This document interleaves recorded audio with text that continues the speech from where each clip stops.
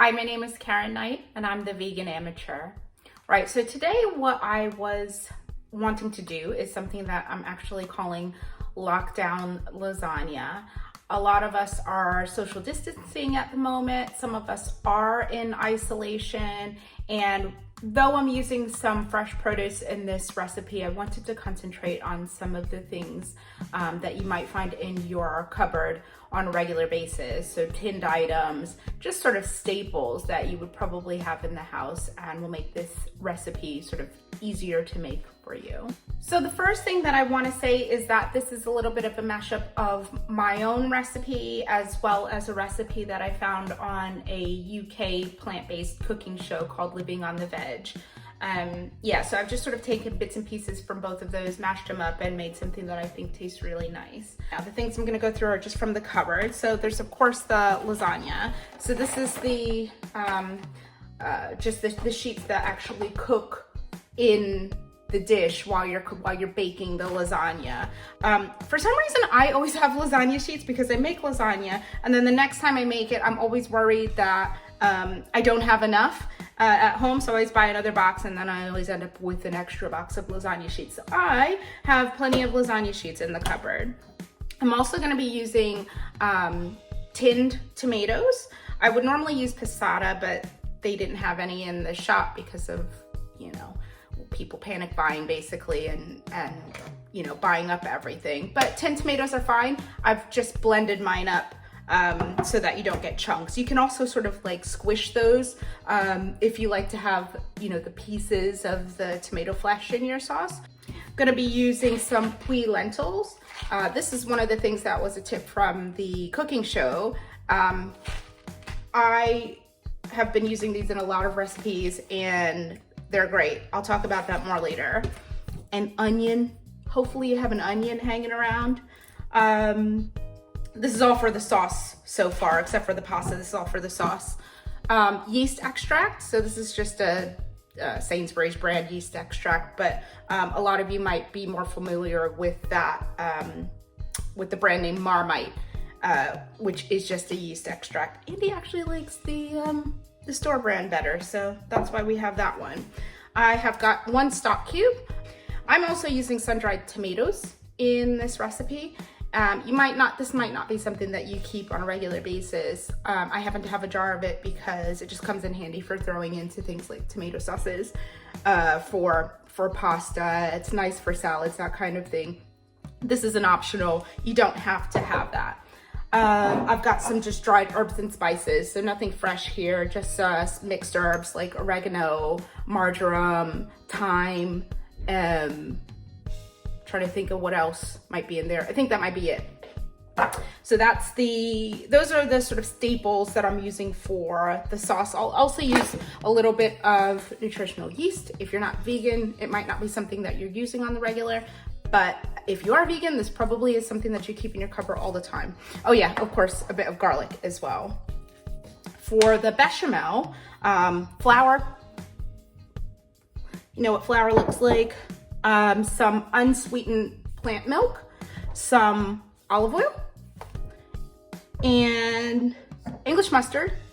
I'm gonna use the nutritional yeast again for the bechamel sauce, and I want to say that's it for the salt and pepper to taste, obviously, but I want to say that is it for the kind of cupboard staples, staple ingredients. If I go over the produce that I'm using, if you've seen my other video for my Don't Waste the Veg pasta, it can be literally anything. So I've used that onion. I've used one red bell pepper. I've used the garlic, and I think I had some leftover sort of salad tomatoes, so I've put those into the oven to roast. I've also used some steamed kale, so trying to really pack a lot of vegetables in. I've got about 100 grams of chestnut mushrooms that have been grated, put those through the food processor. And that really is it for the sort of more sort of fresh stuff. Oh yeah, I put a chili in there. So if you like a little bit of a kick like we do, then add a chili to that roasted vegetable concoction. Okay, gonna get started. Okay, so I have actually pre-prepared a couple of things just to make things go a little bit more quickly. And the first thing that I've got is my blended roasted vegetables and steamed kale. So this is the pepper, the onion, the chili, the garlic, some of those tomatoes, and the steamed kale, all blended up into kind of a starter paste. So I'm going to put that into this big pot. I've put my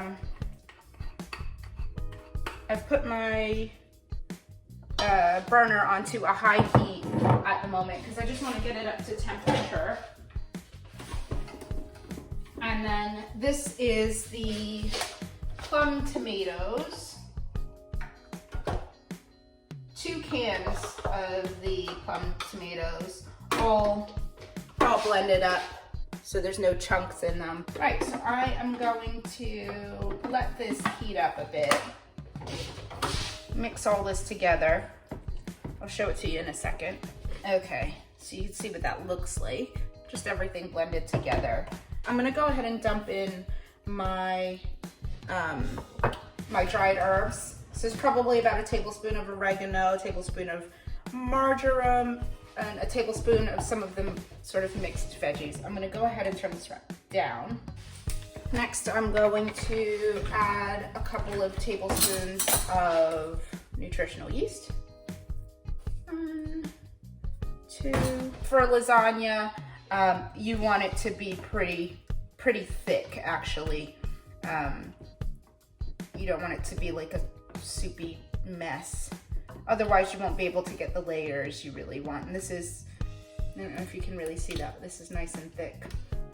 And it's starting to heat up. I actually have to pull it out before this starts spitting at me. It's starting to bubble. You can probably hear that.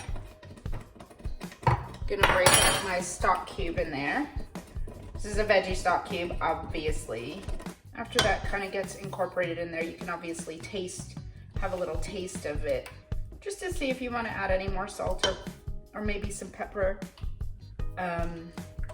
I've got that chili in there, so it is nice and spicy, but I think I might add some black pepper anyway. Some ground black pepper. Okay, that's heating up nicely. Going to add, oh, this is on tight, some of that yeast extract to the mix. About 2, oh, that's really spitting. Let me turn that down again. I'm gonna add 2 sort of heaped teaspoons of this mixture to the sauce. Very generous with this. So surprisingly, this yeast extract gives a really lovely sort of meaty flavor to the sauce, which I was super surprised about, but pleasantly surprised. It's great for adding to other sort of mixtures. We used it in a sauce, in a cottage pie sort of mixture. It's really great. Okay, so now that that's sort of all mixed together, I'm going to give this a taste, just to see if I think I need anything else flavor-wise. A bit of balsamic vinegar will also do the trick. That tastes nice, very flavorsome. And just remember that this is kind of going to be cut by your bechamel sauce, which is sort of much milder, sort of creamy flavor. That's the mushrooms going in. So the mushrooms to help to add more of that meaty flavor plus a bit of texture. And then for even more texture, and more sort of nice, thick, robust kind of sauce. We've got the lentils. So these are pre-prepared. I actually had a box of dry. If you're using it from dry, you use half as much as you want when it ends up being cooked. So I used 125 grams of dry puy lentils. I boiled those, and that is for 250 grams after they're cooked. Hopefully that makes sense. So those just need about 20 minutes to half an hour boiling to actually cook, but you can buy the pre-prepared ones, the ones that are already pre-cooked. It's obviously a bit less economical when you're buying the pre-cooked ones, but for convenience, you might want to do that. What I am gonna do is just put this onto the back burner and kind of let it thicken and let everything kind of get absorbed, kind of all married together to be ready for when we're ready to kind of layer up our lasagna. All right, I think that is everything. Cover this and move it to the back burner. And then I am going to get ready to start the bechamel sauce. Oh, whoops, I missed something. Sun-dried tomatoes. So I've got 4 of those, and those will add even more sort of depth of flavor. So it's had a nice stir. They're gonna kind of like chill out together in the hot tub for a little while. It's really nice. I think I might add one more spoonful of the yeast extract.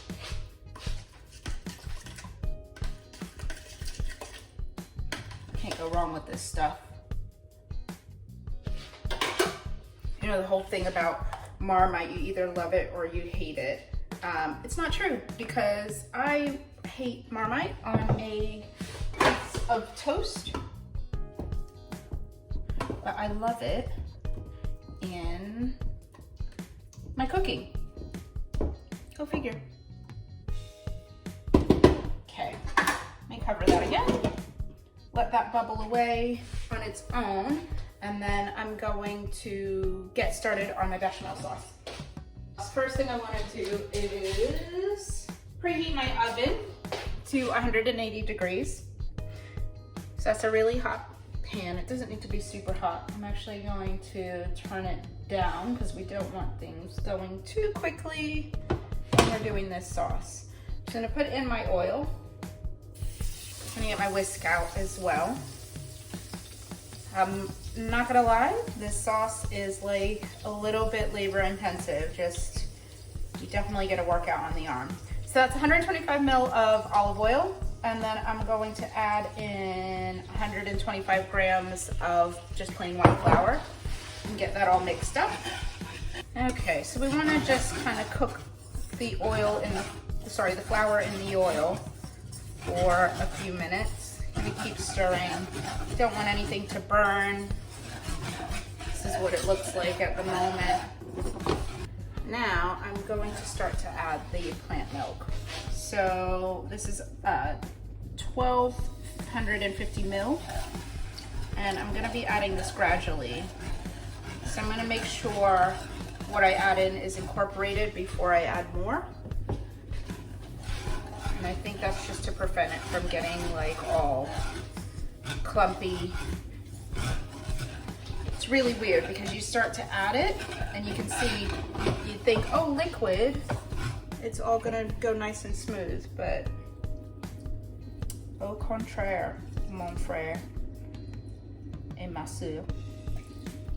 Bit of French for you. Another look at that. Okay, nice and smooth again. Gonna keep adding. As it cooks, it's going to thicken up into a nice sauce. Here comes Bernie. Hi, buddy. Hello, buddy. Here comes Andy. Okay, so I'm gonna let this bubble up. I'm gonna bring the heat up on this, and then we're gonna cook that until it thickens.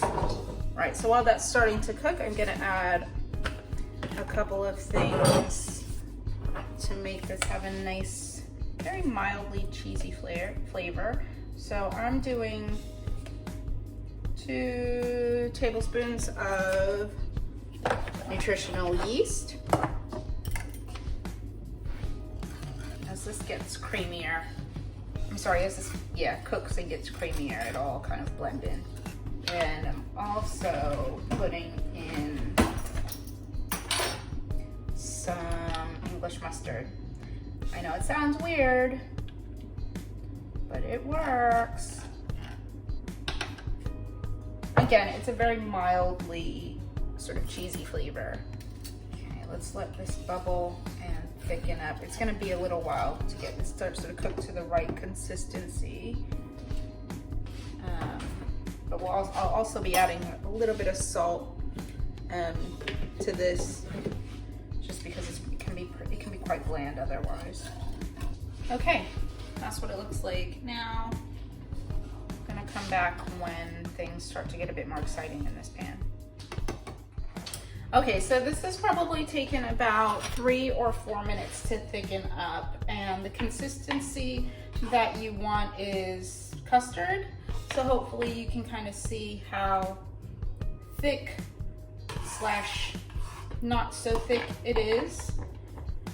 I know it seems like loads, but you know, it's a lasagna. You got loads of layers going on there. I probably added about 2 teaspoons of salt to this.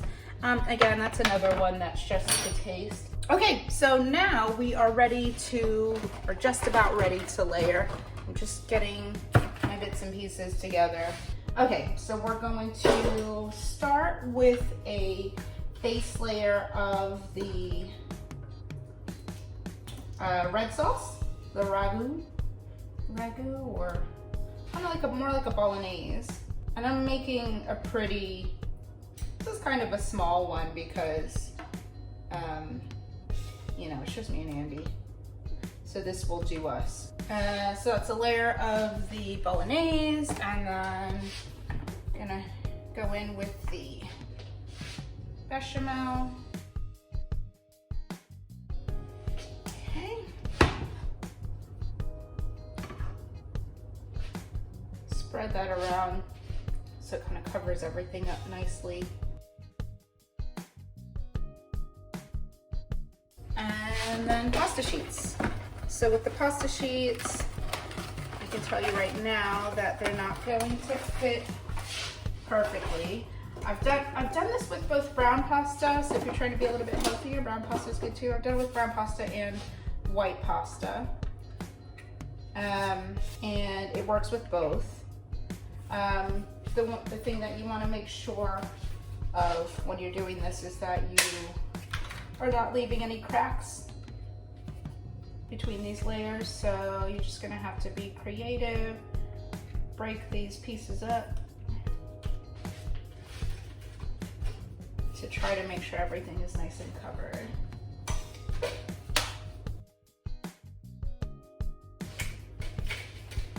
And I'm gonna just show you what my first layer looks like. So that's layer number 1, starting off layer number 2.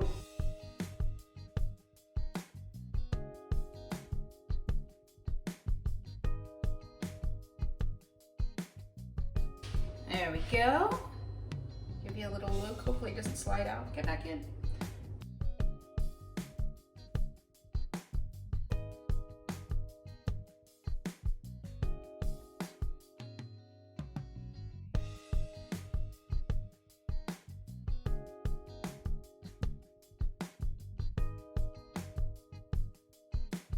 And this is the actual last layer, but it's just bechamel on top.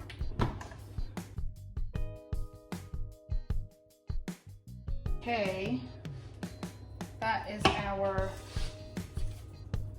lasagna built. Oh, let me bring it over. All built. I don't want to tilt it too much because I don't want it to slide out of that dish. So this is going to go into that 180-degree oven for about 50 minutes. And I'm going to cover it with foil during that period of cooking. Okay, so the lasagna is all done baking. So we had one round of 50 minutes covered with aluminum foil. And then after that, I took off the aluminum foil and put that right back into the same temperature oven for another 15 minutes. And that's just to brown off the top. And this is what we end up having after this is sort of, I took it out after that 15 minutes and let it sit for about 15 to 20 minutes. You don't want to be serving that like too hot and sloshy. So everything kind of settles down there. As you can see, it did bubble and ooze out of the dish. So it's good we had that baking dish underneath. So what I'm going to do now is slice into it and just serve it up on a plate so you can just have a look at what it looks like on the inside. And just hoping this comes out pretty cleanly. It might not, that's okay. Whoa. So that's our slice of lasagna, so tasty. I'm gonna put that on a dish next to some steamed broccoli, have it with a bit of salad, a glass of wine, and there you go. It's really nice. Right, so that is lockdown lasagna. Hopefully that's something that you'll try and you'll enjoy as much as we do. Bye, have a good one.